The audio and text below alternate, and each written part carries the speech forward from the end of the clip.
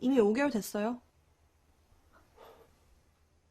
지우자고 하실까봐 죄송합니다! 꼭 이렇게까지 극단적이어야 해? Halo guys, apa kabar nih? Semoga dalam keadaan baik-baik aja ya. Baiklah, kali ini gue akan menceritakan seluruh alur cerita film More Than Family yang telah dirilis pada tahun 2020. Di dalam film ini bercerita tentang seorang wanita bernama Tuil. Ia adalah seorang guru privat yang hamil karena berkencan dengan muridnya sendiri yang baru saja berumur 19 tahun. Ia pun mencoba mengatakan yang sejujurnya kepada ibu dan ayah tirinya. Namun mereka tidak senang mendengar hal itu, dan akhirnya Tuil berinisiatif mencari ayah kandungnya yang sudah 15 tahun tidak bertemu dengannya. Nah, penasaran dengan alur ceritanya? Yuk kita masuk saja ke ceritanya guys.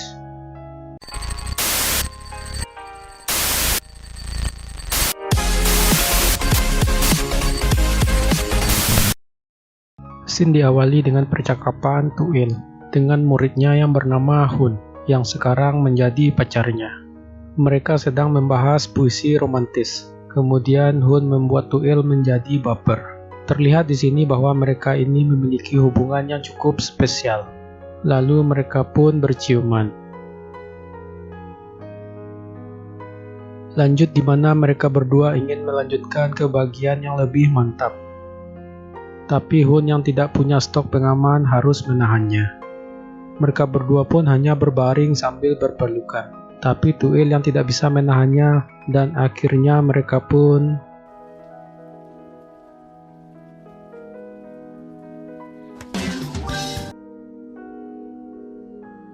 Film pun dimulai. Di sini memperlihatkan Tuil yang sudah hamil 5 bulan setelah kejadian yang tadi. Tuil dan Hun memutuskan bertemu ibu dan ayah tirinya si Tuil ini. Di sini mereka menjelaskan atas perbuatan yang membuat Tuil ini menjadi hamil. Ayah dan ibunya Tuil pun sepertinya marah mendengar hal tersebut. 이미 5개월 됐어요. Tuil yang tahu bahwa ia akan disuruh aborsi, untungnya sudah merencanakan semuanya bersama Hun, di mana Tuil ternyata sudah hamil 5 bulan, sehingga kandungannya tidak dapat diaborsi. Kemudian orang tuanya sangat khawatir mengenai kuliah anaknya ini, serta pekerjaan dan masa depan Tuil nantinya, jika ia harus menikah sekarang. Tetapi Tuil yang jenius pun sudah memikirkan itu semua. Ia berencana untuk kuliah setelah menikah. Sayangnya ayah tiri dan ibunya sendiri tetap kekeh tidak merestui mereka berdua. Ditambah lagi ayah dan ibunya yang mengetahui bahwa Hun pernah tidak naik kelas. Hal tersebut pun membuat mereka semakin terdesak. Tuil yang tidak mendapatkan restu kemudian pergi dari rumah bersama Hun. Terlihat bahwa Tuil ini sangat sedih dan emosi karena tidak direstui oleh orang tuanya. Mereka pun lanjut pergi ke rumahnya Hun untuk menemui orang tuanya. Sesampai di sana Tuil disambut dengan baik. Ayah dan ibu Hun sempat terkejut atas kelakuan anak mereka. Untungnya mereka bisa memaklumi. Ya namanya juga anak muda, umur segitu biasanya udah nggak tahan.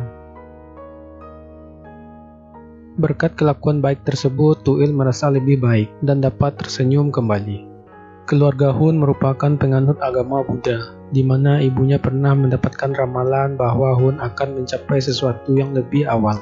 Hal tersebut pun membuat orang tua Hun merestui mereka berdua untuk menikah. Kemudian Hun menawarkan Tuil untuk tinggal di rumahnya sementara waktu. Namun Tuil menolaknya karena ia harus pergi ke suatu tempat terlebih dahulu.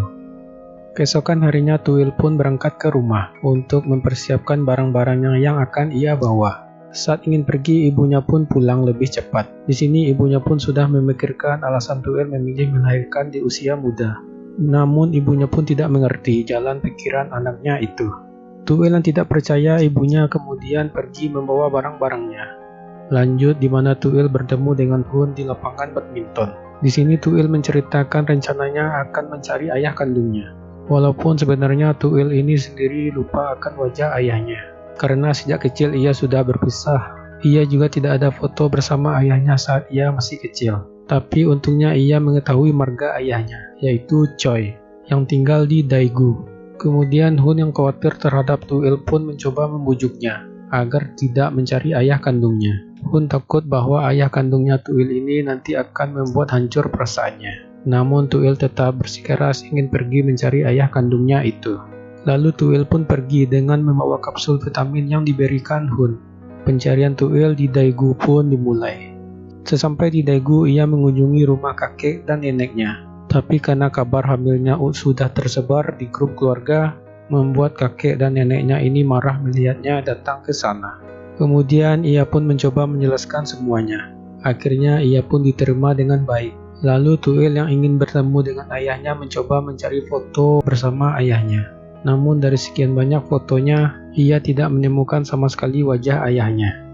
Keesokannya pun ia keliling Daegu untuk memulai pencarian. Setelah pencarian yang cukup lama, ia pun memutuskan untuk beristirahat dan pergi ke sebuah rumah makan untuk mengisi perutnya. Tuil yang sedang makan tiba-tiba dihampiri bocil perempuan yang melihatnya dengan pandangan yang aneh. Tak lama setelah itu bocil itu pun pergi. Selesai makan, kemudian Tuil melihat daftar nama guru dengan marga Choi. Ia pun datang ke sekolah guru tersebut. Namun ternyata guru tersebut belum menikah. Yang dapat dipastikan itu bukan ayah kandungnya. Di scene lain, ayah tiri dan ibu Tuil sedang membicarakan Tuil yang belum kunjung pulang. Mereka yang tahu Tuil berada di Daegu berusaha tidak mencarinya. Di sini mereka berpikir bahwa anaknya itu sudah besar dan memiliki pemikiran sendiri. Kembali lagi pada Tuil yang sudah lelah mencari ayahnya. Ia pun jalan-jalan ke pasar Daegu untuk menjernihkan pikirannya. Saat ia sedang melihat toko makanan, tanpa diduga penjual toko tersebut adalah teman masa kecilnya Tuil saat tinggal di daerah itu. Mereka pun lanjut mengobrol dan bernostalgia dengan kenangan bersama. Setelah itu Tuil menjelaskan bahwa ia memutuskan untuk memiliki anak lebih cepat karena baginya itu adalah hal yang baik. Dan Hun, calon suaminya itu pun sangat perhatian pada dirinya. Hal tersebutlah yang membuat Tuil ini sangat yakin bahwa keluarganya nanti tidak akan bercerai seperti orang tuanya. Di sisi lain, Hun yang sedang makan malam bersama keluarganya, di sini ia mendapatkan ceramah dari ayah dan ibunya.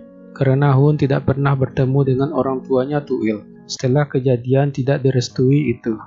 Kemudian Hun pun diminta untuk mendalami pelajaran idiom Cina yang diajari orang tua Tuil supaya dapat mengambil hati mereka. Lanjut di hari kedua, Tuil yang masih mencari ayah kandungnya. Sebelum mencari, ia datang kembali ke tempat makanan kemarin.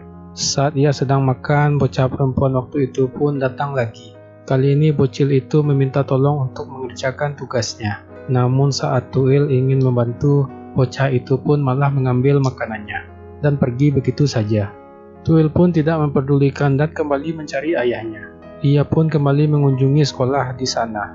Ia bertemu dengan guru lainnya yang memiliki marka Choi juga.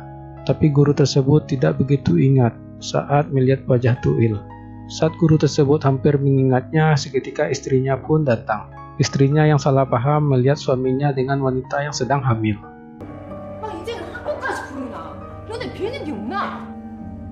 네 원하는 게 뭔데? 나이도 어린 뭐? 씨까지 부린다.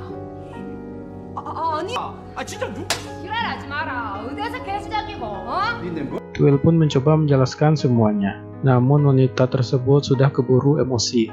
Tuil yang tidak mau terbawa permasalahan mereka pun lalu pergi dari sana. Di sisi lain, ayah tiri Tuil sudah tidak bisa menahan rasa khawatirnya. Lalu ia pun menelpon Tuil. Kemudian ia pun meminta maaf karena terlalu keras pada Tuil dan Hun pada malam itu. Dan ia meminta Tuil untuk pulang agar bisa mempersiapkan pernikahan mereka. Tuil yang mendengarnya pun sangat senang dan membuatnya teringat kembali kenangan dengan ibunya di waktu kecil.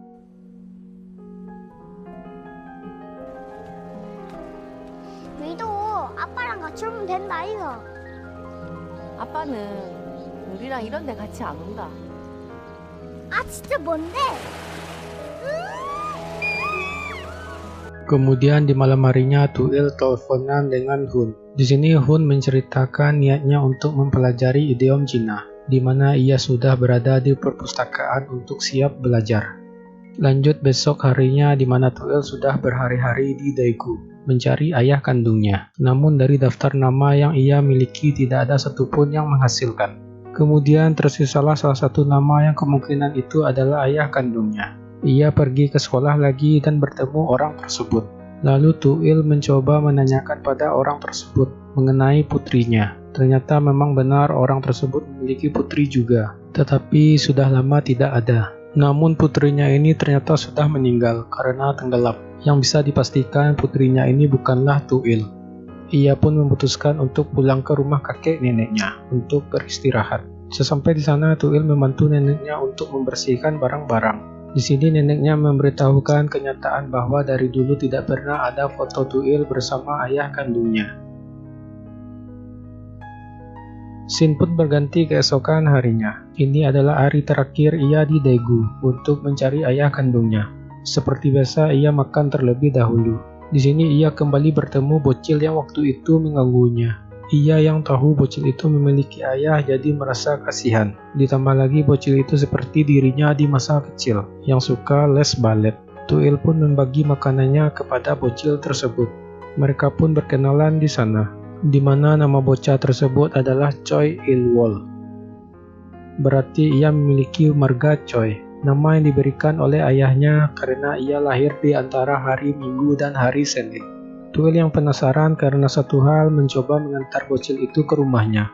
Dan benar saja firasatnya, di mana ayah bocil tersebut adalah ayah kandungnya Tuil. Di sini Tuil mengetahui bahwa itu adalah ayah kandungnya, karena arti namanya adalah lahir di hari Sabtu dan di hari Minggu, yang memiliki makna pertengahan. Nama tersebut memiliki makna yang sama dengan nama bocil itu.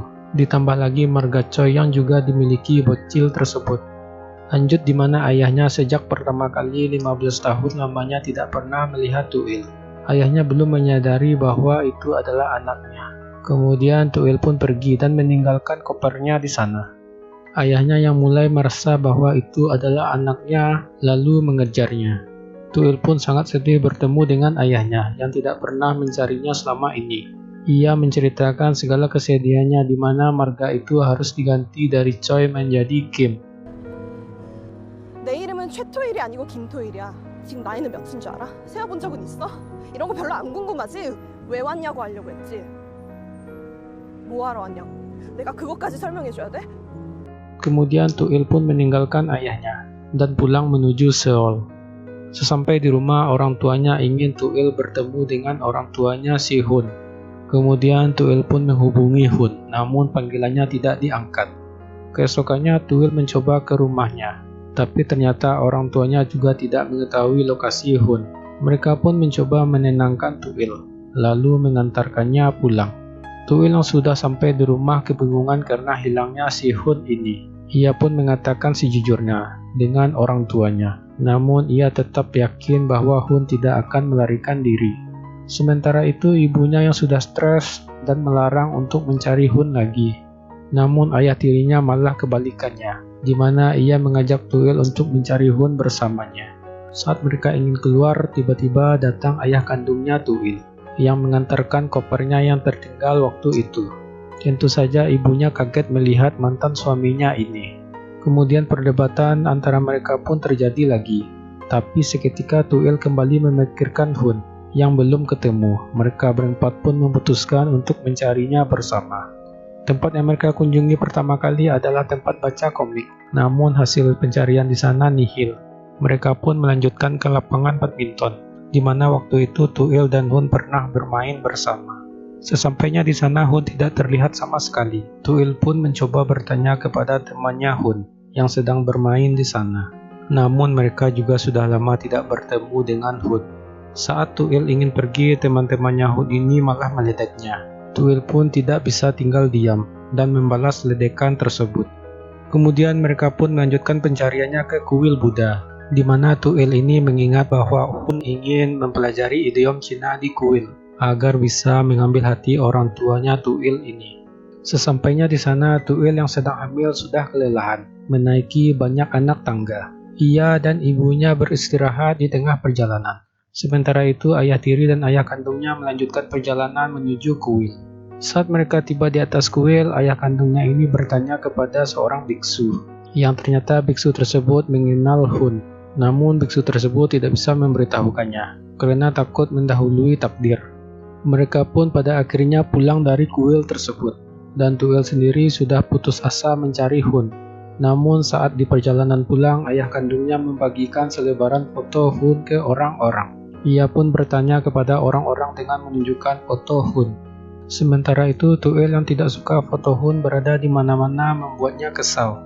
Namun atas cara tersebutlah Hun akhirnya berhasil ditemukan, di mana selama ini Hun ternyata menginap di perpustakaan untuk mempelajari idiom Cina.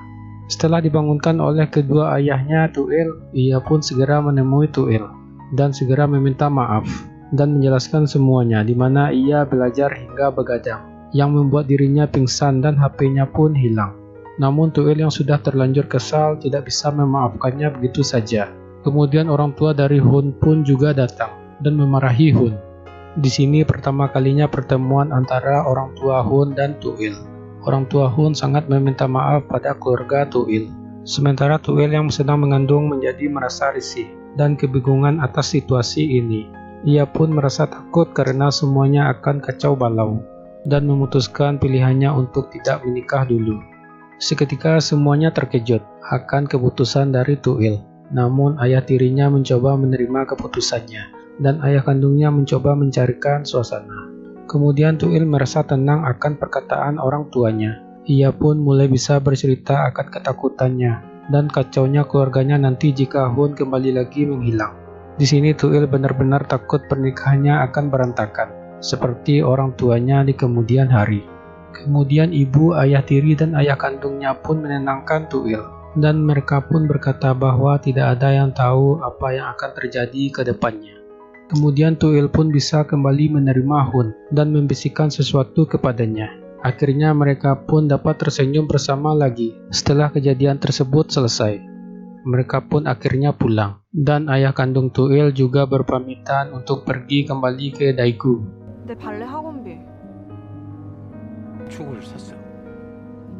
뭐? 아빠랑 닮은 건 이거 하나뿐인 것 같아. Kemudian hubungan Tuil dengan ayah tirinya pun kian membaik. Scene berpindah di hari pernikahan Tuil dan Hun, di mana biksu yang menikahi mereka berdua merupakan biksu yang pernah bertemu dengan ayahnya Tuil saat di kuil. Sementara itu Tuil yang didampingi ibunya menceritakan hal yang ia bisikan waktu itu kepada Hun, di mana Tuil ini tidak apa-apa jika pernikahannya berantakan, dan ia bisa saja menceraikan Hun karena melihat orang tuanya yang bercerai, namun tetap baik-baik saja. Walaupun sebenarnya ibunya khawatir ia tetap mendukung keputusan anaknya itu. Tibalah saat masuk ke ruangan pernikahan, dan akhirnya pernikahan mereka pun berjalan dengan lancar. Dan film pun selesai. Banyak pelajaran hidup yang dapat diambil dalam film ini. Dari kejadian hamil di luar nikah, di mana ada orang tua yang tidak bisa menerima kenyataan itu, dan ada juga yang dapat menerima hal tersebut dengan lapang dada. Terus juga memberikan pandangan kalau suatu keluarga itu bercerai, itu bukanlah suatu hal yang buruk juga.